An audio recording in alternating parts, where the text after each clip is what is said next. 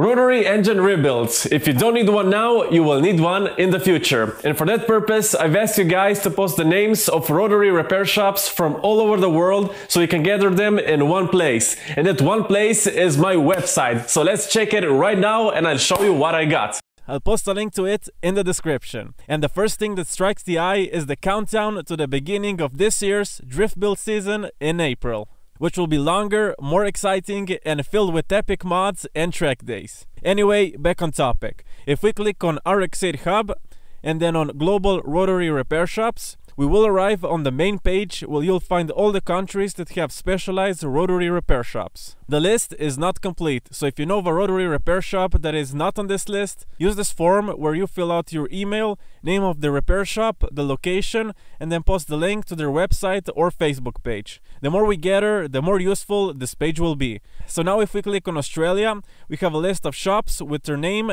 and location. And if we click on PEC Performance, for example, it will take us to their website where you can inquire about your engine rebuild or any other RX8 related topic. The principle is the same for all the others, like for example US, you click on it, select the state, and then the name of the shop that is nearest to you.